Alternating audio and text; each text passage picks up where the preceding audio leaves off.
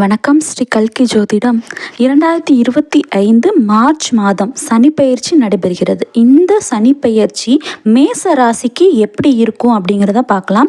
இந்த மேச ராசிக்கு சனி பகவான் கும்பத்தில் இருந்து மீனத்திற்கு பெயர்ச்சி அடைகிறார். அப்போ இந்த மேச ராசிக்கு சனி பகவான் 11ஆம் இடத்துலேருந்து 12ஆம் இடத்திற்கு பெயர்ச்சி அடைகிற இந்த தருணத்தில் இந்த மேச ராசிக்கு இவர் தரும் பலன் பார்த்தீங்கன்னா, ஒன்று விரயம் அல்லது முதலீடு. அப்போ முதலீடு ஆகுமா விரயம் ஆகுமாங்கிறது அந்தந்த ஜாதகருடைய இண்டிவிஜுவல் பிறந்த ஜாதகத்தை வச்சு டிசைட் பண்ணலாம். இப்போ இந்த மீன ராசியில் புரட்டாதி, உத்திரட்டாதி, ரேவதி 3 நட்சத்திரங்கள் உள்ளது.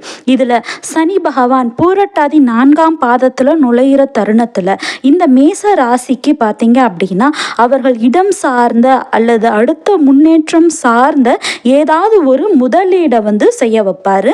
அதே போல உத்திரட்டாதி நட்சத்திரம் 1ஆம் பாதத்திலிருந்து 4ஆம் பாதம் போற இந்த தருணம் இந்த மேச ராசிக்காரர்கள் எதுலையாவது இன்வெஸ்ட் பண்ணாங்க அப்படின்னா அதுல விரயம் தான் ஆகும். அப்போ இந்த உத்திரட்டாதி நட்சத்திரத்துல இந்த சனி பகவான் நுழையக்கூடிய காலகட்டங்கள் இந்த மேச ராசிக்காரங்கள் எந்த ஒரு இன்வெஸ்ட்மெண்ட்டும் பண்ணக்கூடாது. அப்படி பண்ணாங்க அப்படின்னா அது விரயம் தான் நடக்கும்.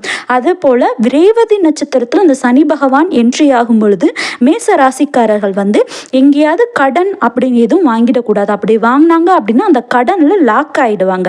அப்போ ரேவதி 1ஆம் பாதத்துலேருந்து 4ஆம் பாதம் அந்த சனி பகவான் போகக்கூடிய காலகட்டங்கள் மேச ராசிக்கு ஏதாவது ஒரு விரயத்தை ஏற்படுத்தும். அப்போ அதற்கான பரிகாரம் என்னன்னு பார்த்தீங்கன்னா, இந்த மேச ராசிக்காரங்கள் ரேவதி நட்சத்திரத்தில் இந்த சனி பகவான் உள்ள நுழைஞ்ச உடனே இவங்க ஏதாவது ஒரு மெடிக்கல் இன்சூரன்ஸ் அந்த மாதிரி போட்டுக்கணும். அவங்க பேர்லையும் அவங்க குடும்பத்தார் பேர்லையும் மெடிக்கல் இன்சூரன்ஸ் அப்படின்னு போட்டு ஒரு முதலீடு பண்ணாங்க அப்படின்னா இந்த விரயம்ங்கிறது, அதாவது நோய் நொடிகள் சார்ந்த கடன் சார்ந்த விரயம்ங்கிறது அவங்களுக்கு அதுக்கு தீர்வாக அமையும். நன்றி, வணக்கம்.